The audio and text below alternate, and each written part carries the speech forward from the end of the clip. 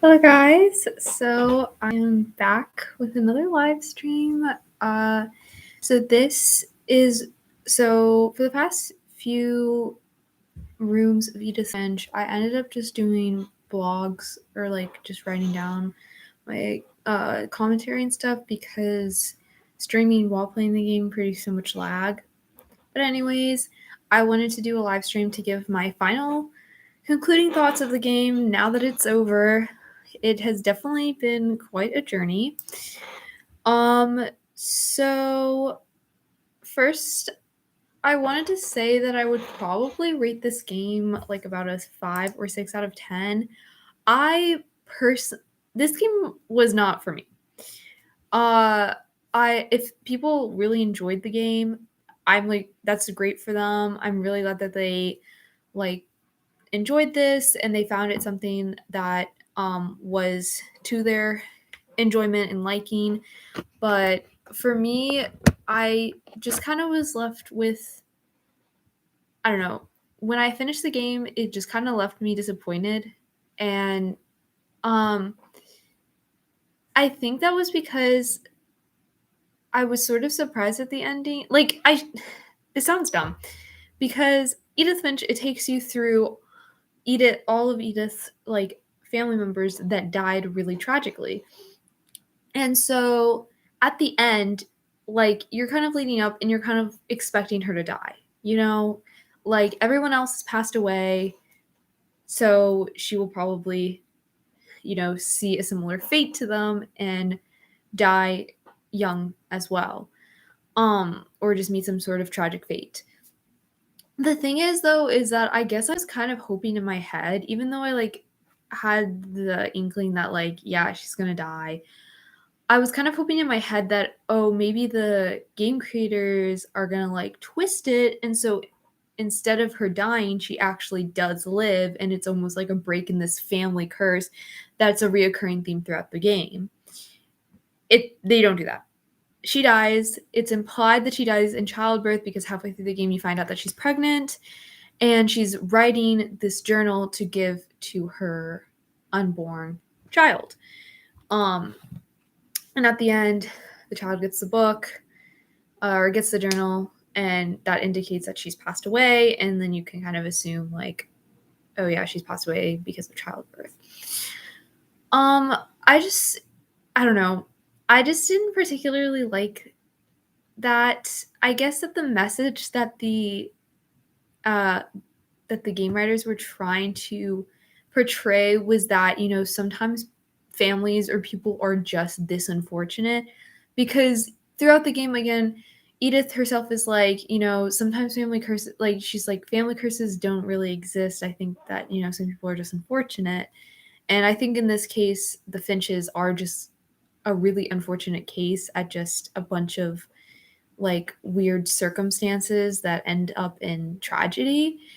And so, like, I understand that Edith dying is just, another cycle of an unfortunate event in this family. But I was just kind of hoping for something more lighthearted, even though this game has entirely been about death. So that definitely surprised me. I think that other things that surprised me was what else surprised me in this game? I don't know if anything really surprised me. This game was hard to be surprised by because it's not like, again, what would have been surprising is if Edith lived or something. But no, I think maybe the biggest surprise was that she was pregnant, but I was already kind of had my suspicions on that to begin with because like you could like view your perspective downwards and it kind of looked like she had a belly, but I just wasn't 100% on that. So that was a surprise. I think that other surprise was maybe how gruesome Barbara's death was. Um, that was about it.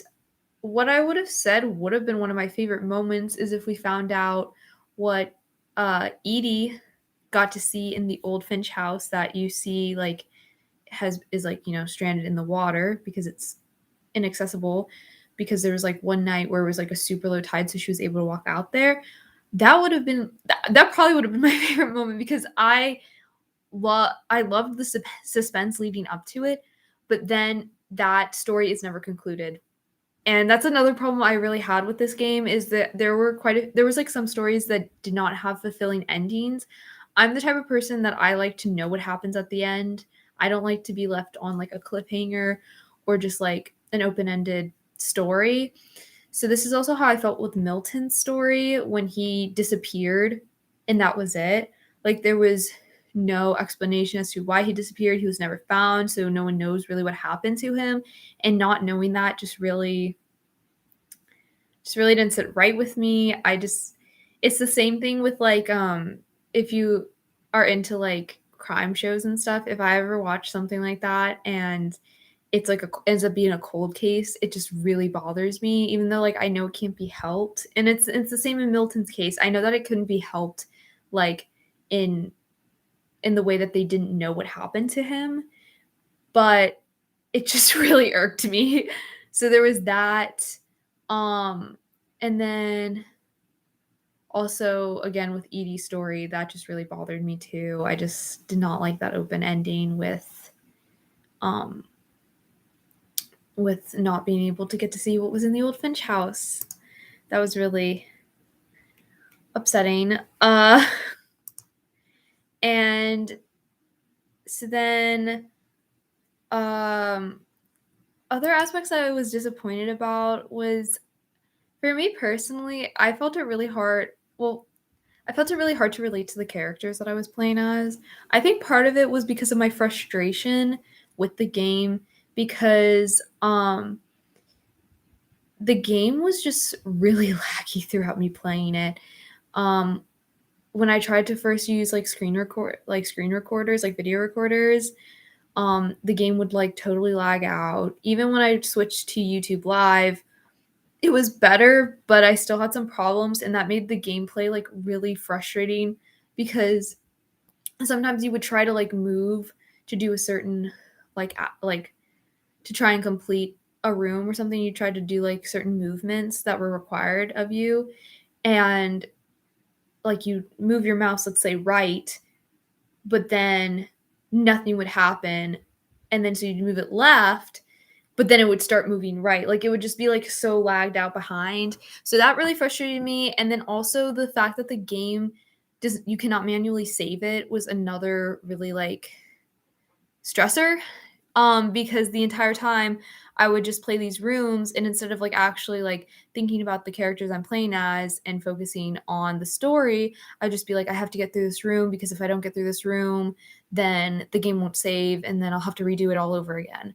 So that was also another really frustrating aspect of like the game design itself.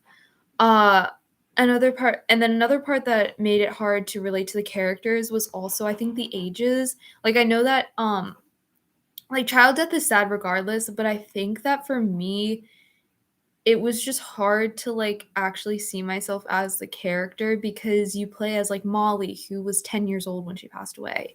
And like I was 10 once, but I'm not experiencing the same thing she is now. Like she was like she passed away like with her vivid imagination. There was Calvin who dreamed he could fly and it's like, you know, it was still really sad, but it just felt hard to like have that like that personal connection with the characters. Not that you not and again, you're not going to have that with everything. Like you might watch a show and it's about a bunch of like I don't know, like 40-year-olds living life or something and obviously as a 19-year-old, I'm not going to be able to relate to that and it still might be enjoyable to watch. So, you're going to have instances where you don't relate to characters, but for me it really like put a hindrance on my liking of the game because the only like character I really truly cared about was actually Lewis's story because Lewis was about like I think he was 22 when he died. And so I related to his struggles of like not feeling like you might be going anywhere in life and like feeling like you're stuck in like a mundane like routine. Like I understood that um because we're about the same age, like college student age, but like everyone else I just really couldn't because they were either kids or they were grown adults like Sam who was like 30 something and Walter who was like 50. So it was just really hard to like connect with characters that I couldn't see myself as. Um, though I still think that the concept of playing as these different characters and their stories was like pretty interesting. I did like that aspect. Um, so another thing that sorry, I just need to collect my thoughts. So another thing that I also didn't like was I didn't like the ending. Like I already just explained why I didn't like the ending with like how Edith died. But another aspect I didn't like, and then maybe you reflect on the game as a whole and realize that I didn't really like the game either, was the fact that Edith dies and all that she leaves her child is a journal about documenting the traumatic deaths of that child's family. I just I really it didn't sit right with me because it made me think, wow, this kid is going to have so much trauma and just be like, and every single day will probably be thinking, when is it going to be me who dies? Like they're going to be left with so much dread and like sadness knowing that like everyone in their family, including their own mother, has died and they could easily be dead the next day because this is a common like it's common for these unfortunate circumstances to happen in this family. And so it made me like reflect and actually think like I would have much rather this been a game like now knowing the end that Edith was writing a journal about this. I think I would have preferred it if Edith was writing a journal about remembering the family members, about how the family members were when they were alive, rather than what happened that caused them to die. Like, I get that this isn't supposed to be an uplifting game necessarily, but just because of the aspect with like the child that has this journal passed on to, I feel like it should have been. And I was really disappointed to see that this child is just going to be left with a bunch of traumatic family stories detailing their gruesome deaths. And they're going to just be thinking, wow, when am I going to die? And how am I going to die? And it just was made me really sad. Like that was probably the most sad and upset I had felt throughout this entire game was Edith's decision to write the journal the way she did. She should have written it again, and remembering her like relatives and wanting to commemorate the way they lived so that at least if she didn't want these stories to be forgotten, her child could like look back and be like, wow, Molly was so cool. She had such a vivid imagination of imagining to be different animals. Or, wow, Milton was such an extraordinary painter. And even think about the fact that he disappeared. You know, I just, I don't know, it just didn't sit right with me personally. Uh, just overall, again, I thought the mechanics were they were just a little bit slow to work. And so I didn't really enjoy that. Though the gameplay itself was particularly easy, which I was grateful for because it takes me a while to understand how things work. I thought that the design and art, like again, I thought that the design was cool with like the different perspectives changing, and I thought the artwork was fine, though I did have to like lower the resolution a lot to cause it to like let it not lag as much, um, which did kind of lower the overall quality of the artwork. But I didn't like think the artwork was particularly bad or anything. Like it wasn't the like most beautiful thing I've seen, but it wasn't like bad by any means. Uh and yeah, overall, I don't know. I think that the whole meaning of this game was really just like, unfortunate things happen to people that might not deserve misfortune, but it just happens. Which I understand. Because we see that a lot in media where, you know, there's a lot of like traumatic things that happen to good people or like a group of people, and it's just a matter of circumstances, and it's not like necessarily like on them personally. But so like I understand what the game was trying to do with that.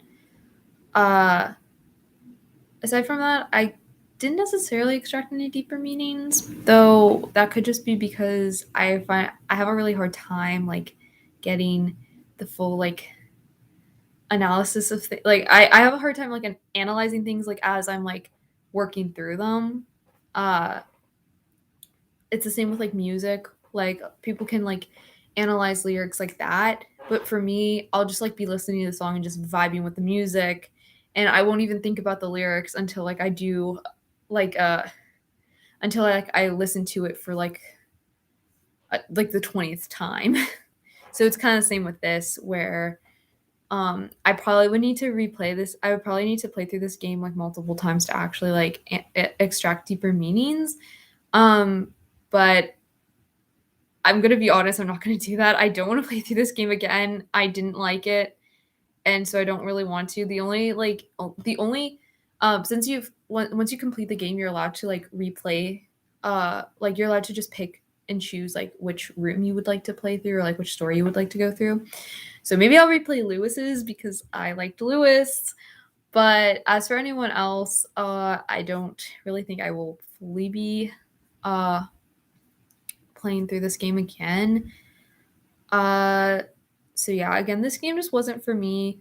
I understand what it was trying to do with like the just unfortunate circumstances and having the cool changing perspectives and everything, but once again, just wasn't for me. I didn't particularly like the ending. I thought that what Edith did was kind of wrong.